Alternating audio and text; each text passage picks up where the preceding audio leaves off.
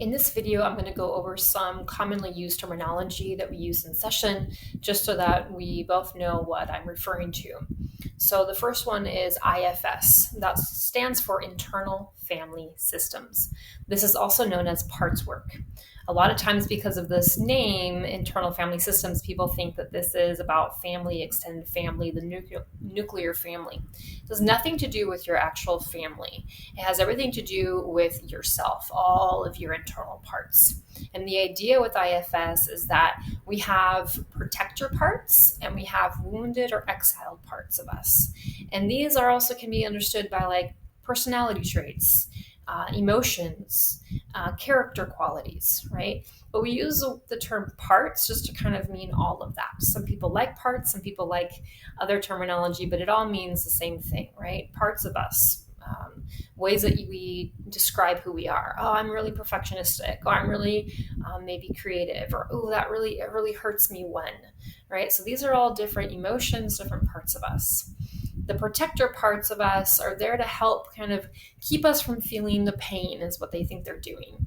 And usually in IFS, we focus on what's called overdeveloped protectors.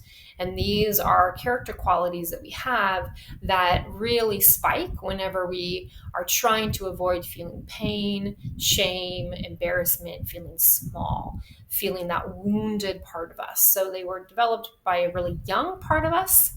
And usually these are character qualities that we have that we are kind of feeling a little embarrassed about, that we are like, why has this happened? I know better.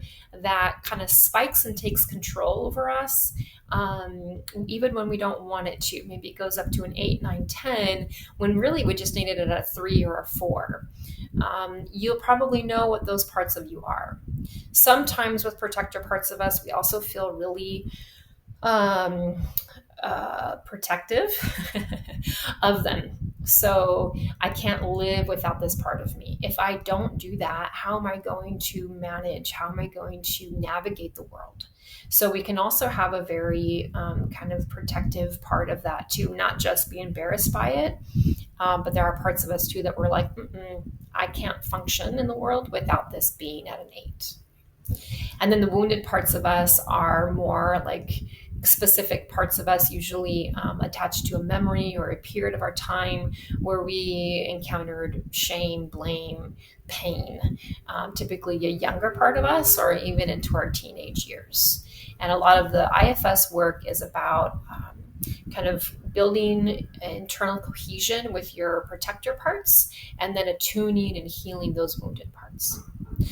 EMDR is another term. This stands for eye movement desensitization and reprocessing.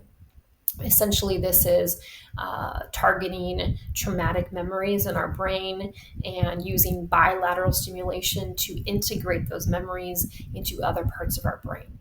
The idea, high level here, is that when we go through trauma, we experience something so heightened that our brain captures that experience, and it could be acute or it could be chronic, and it kind of files it away a little bit differently in our brain. It makes it really hard for other truths about us and about the world to enter into those memories. So this is why cognitively or logically we can say, well, I know I'm safe, but I don't feel safe, right? My body is shaking, I'm scanning the room. We can hold those two things at the same time because one is stored in one part of the brain and the other is stored in the other. When we use bilateral stimulation in EMDR, we are simulating the REM cycle, and that happens every night naturally while we sleep. And we are capturing those memories that have been stored kind of separately in our brain, and we're allowing them to integrate and to catch on to all those other truths and experiences in our lives. And at the end, what this does is that it helps us see a broad perspective on the situation. It helps us remember things about the situation that maybe we didn't. It helps us grab to other truths much more easily. So when we go to that memory, of course, that memory is still there, right? And at the same time, we can remember, wow, and I'm a valuable, worthy person, or I am loved, or whatever it is that we need to, or I'm safe, right? Whatever it is that was really hard to get, we can now access. What this does is that it lowers down all those symptoms of maybe PTSD symptoms. So maybe our nightmares go down, maybe our hypervigilance goes down, maybe our feeling of just feeling more safe goes up, things like this. And the truths about ourselves that are more positive and more accurate become more accessible. So there may be a truth in those traumatic memories that was like, I'm not worthy, right? And now we can go back to that and say, you know, I have a lot of worth. So that's what we do with EMDR. And then I think the last terminology that I wanted to share, and this we use, it's an EMDR thing, and I use it in EMDR. I use it whenever, but we call it resources. Really what this is internal resources. And we use imagery to make it much more accessible to access those internal resources. So we want to feel a sense of peace. We want to feel a sense of support.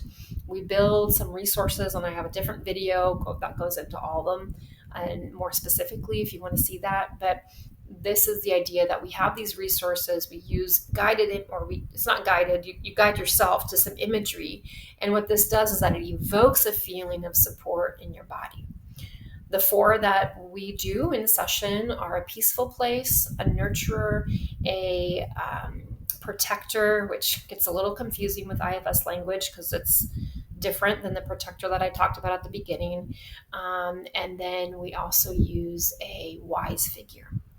And so we develop each one of these figures or places in your brain. We use imagery and colors and feelings and aromas and scenery and whatever else we need to then evoke that feeling of being nurtured in your body, evoke that feeling of safety in your body, evoke that feeling of getting wisdom in your body.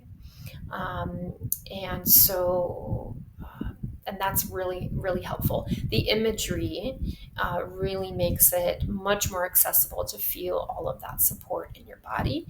And then that can make its way into your nervous system, allowing you some space to then make some choices. I hope it's helpful to have reviewed this terminology and these key concepts. Thanks.